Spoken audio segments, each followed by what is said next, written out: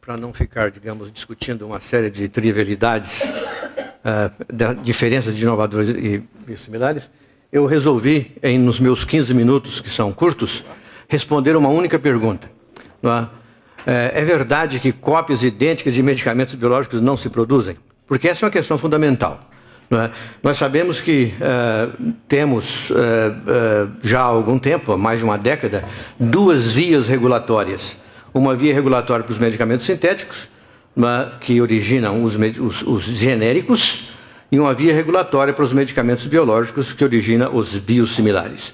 A razão da existência destas duas vias regulatórias baseia simplesmente no fato de que cópias idênticas de medicamentos biológicos não se produzem.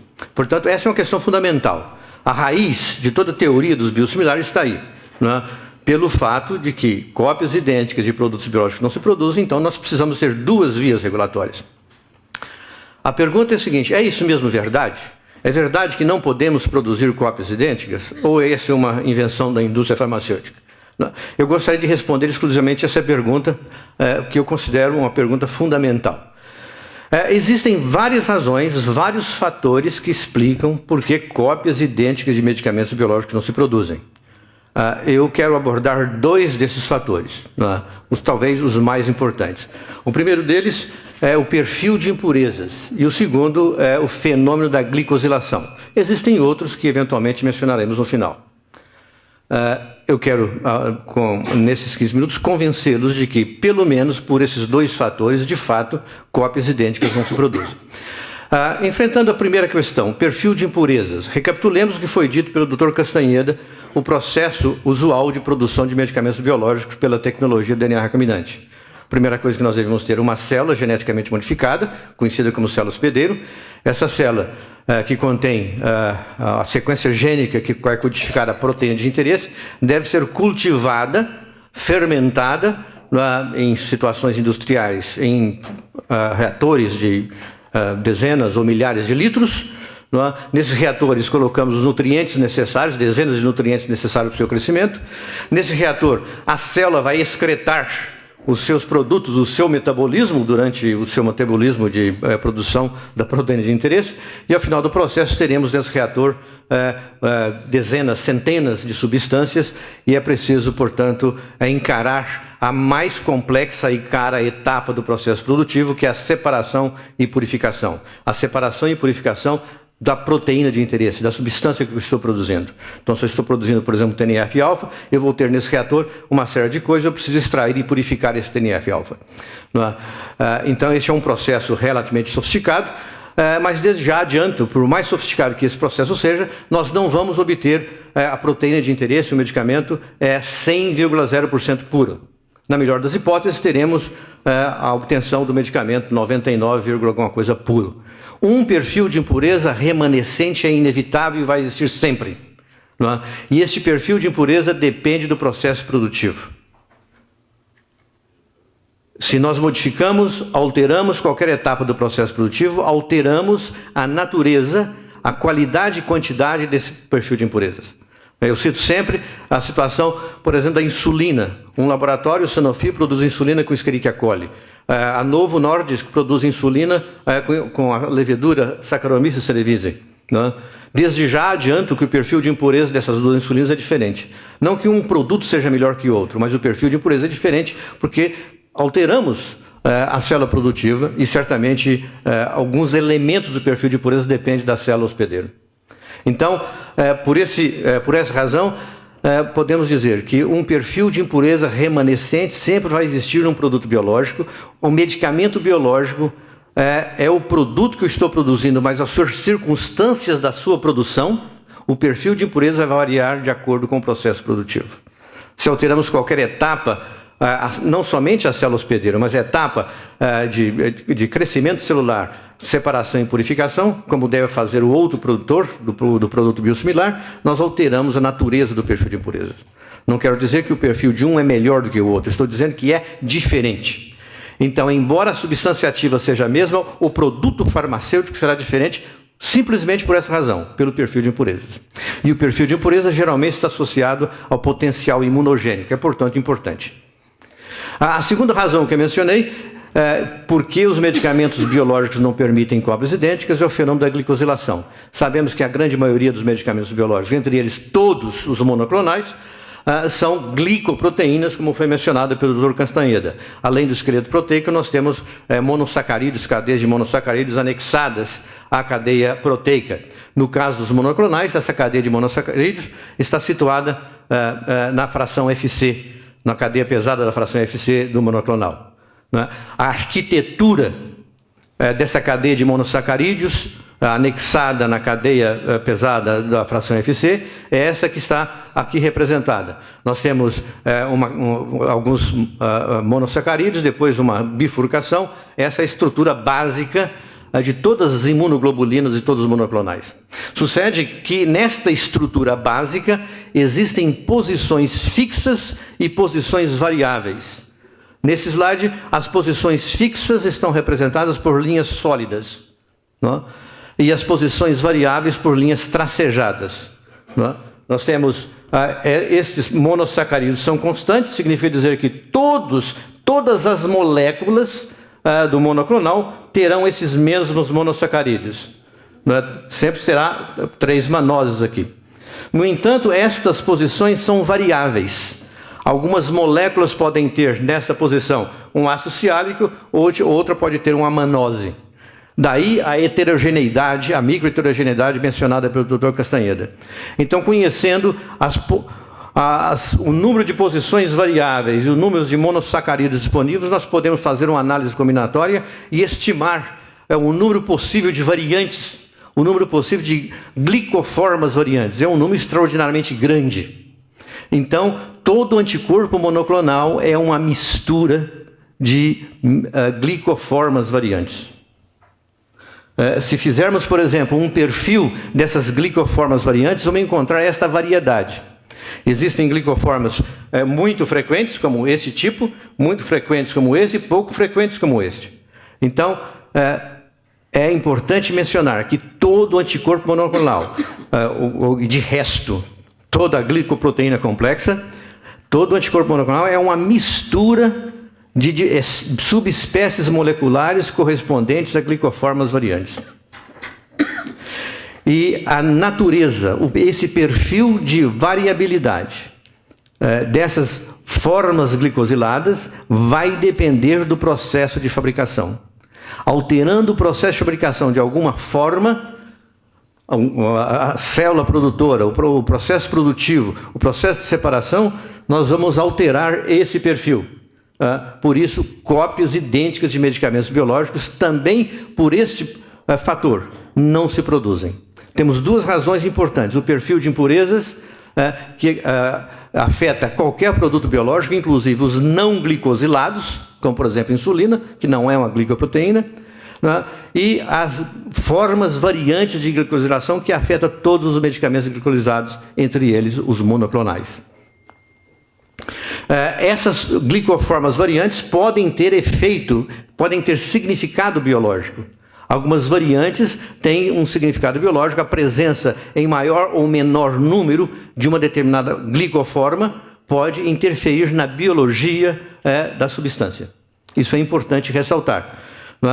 Devo aqui lembrar também que estamos fazendo uma simplificação, mencionando de que a glicosilação ocorre somente na cadeia pesada da fração FC. Alguns monoclonais podem também ter glicosilação na cadeia FAB, que aumenta a possibilidade de variabilidade, de microheterogeneidade. E essas glicosilações podem ser importantes. Então, são várias formas. Essas formas mais importantes estão aqui localizadas na fração FC, e existem já conhecimento acumulado de que certos tipos de formas variantes têm influência em propriedades importantes, como, por exemplo, o ADCC, CDC, e efeito anti-inflamatório. Então, uma cópia de monoclonal que tem uma quantidade maior ou menor desta forma variante, que é não fucosilada, não tem a fucose nessa posição, como essa, ela tem uma ADCC menor, né, ou maior. A presença de fucose diminui a propriedade ADCC. Então, dependendo do perfil de glicosilação, essas propriedades podem ser distintas. Então, cópias idênticas de medicamentos biológicos não se produzem por várias razões, entre elas que eu mencionei, o perfil de impureza e as variações de glicosilação, e essas variações de glicosilação podem ter importância biológica e terapêutica. Portanto, a identidade do produto biológico é determinada por vários fatores, e as suas cópias podem diferir nesses diferentes fatores. As cópias dos medicamentos biológicos podem diferir com relação ao perfil de impureza, como eu mencionei, pode diferir na variabilidade do perfil de glicosilação e outros fatores, inclusive na sequência de aminoácidos, não é? Em alguns casos pode ocorrer diferenças na sequência de aminoácidos. Apenas a título de degustação, porque o nosso tempo é curto, eu coloquei aqui algumas diferenças ocorridas entre as diferentes biosimilares já conhecidos e aprovados do infliximab. Não é apenas não é uma lista exaustiva, apenas alguns exemplos. Não é? Por exemplo, com relação ao perfil de impureza, nós sabemos desde já, é importante ressaltar que 2 produtos, o Renzima e o Remicade, produzidos numa linhagem celular originária de camundongo, SP2, não é? Enquanto que outra cópia é produzida em CHO. Vejam que o fato de alterar a célula hospedeiro decididamente altera o perfil de impureza. Então, aqui nós podemos já supor que o perfil de impureza é diferente pelo fato de utilizar 2 linhagens celulares. Essa é uma linhagem celular derivada de camundongo e essa de hamster chinês. Com relação à impureza, o Renzima é conhecido que tem o maior nível de agregados, dímeros do monoclonal, diferenciando, é considerado um perfil de impureza. E o Flixab, que é o outro biosimilar já aprovado, tem o maior nível de impureza de alto peso molecular. Eu não estou dizendo que um produto é melhor do que o outro, estou apenas apontando diferenças que foram observadas e pela autoridade regulatória europeia, no caso, foram consideradas pouco relevantes para o efeito terapêutico, por isso foram considerados biosimilares, mas não são idênticos. Com relação à cadeia de aminoácidos, o Renzima e o Infliximab têm uma menor proporção de lisina C-terminal, apenas lembrando um pouco de bioquímica, toda a cadeia de aminoácidos tem 2 pontas, né? Uma ponta amina, uma ponta carboxila, conhecido como N-terminal e C-terminal. Né? A ponta N-terminal sempre começa com metionina e o C-terminal pode terminar com qualquer aminoácido. Acontece que nos monoclonais, na cadeia pesada, termina em lisina. Né? E ocorre que a carboxipeptidase da célula hospedeiro que fabrica esse monoclonal pode fazer um trimming, quebrar a lisina, e existem muitas formas com e sem lisina, na mistura microheterogênea do produto. Né? E, no caso, verifica-se que esses 2 biosimilares tem uma menor proporção de lisina terminal. Isso é relevante? Discute-se que a presença ou não de lisina terminal pode interferir na farmacocinética, especialmente no uso subcutâneo, mas a autoridade regulatória europeia considerou que as diferenças eram pequenas suficientes para ter uma diferença clinicamente relevante, mas são diferentes. Outra diferença com relação ao perfil de aminoácidos, que no Renzima existe uma maior... Perdão, aqui é um erro, é Fliximab tem uma maior porção de H2L1. H2L1 é o seguinte, todo monoclonal tem 4 cadeias, 2 pesadas e 2 leves, que chamamos H2L2, heavy e light, não é? H2L2. No entanto, existem formas de monoclonais que são incompletas. Falta uma cadeia leve, dada essa mistura heterogênea. Então, nesse caso, existe uma menor proporção de cadeias leves. Isso foi considerado pela autoridade regulatória também, que não tem impacto clínico relevante. O perfil de glicosilação é sabido e foi determinado que, no caso do Renzima, existe um menor nível de formas afucosiladas, sem fucose, e no Fliximab um maior nível dessas formas não fucosiladas. Como mencionei anteriormente, as formas fucosiladas têm menor propriedade ADCC, né? Citotoxicidade anticorpo dependente. As formas não fucosiladas, maior propriedade ADCC. É curioso notar aqui é que os dois biosimilares têm perfis opostos nesta situação. Não é? No caso de um biosimilar, existe uma maior proporção de farmacoglicosylada e no outro biosimilar uma menor proporção. Isto se reflete também no efeito biológico, efeito farmacológico, porque isto está associado com a afinidade do receptor Fc-γ-E. O receptor Fc-γ, como todos sabemos, é o receptor da célula efetora que se liga no monoclonal, por exemplo, o macrófago. Quanto maior a afinidade com este receptor da célula efetora, maior é o efeito biológico dependente dessa célula efetora. Então, devido a estas diferenças farmacoglicosíladas, o enzima tem menor afinidade com o Fc receptor.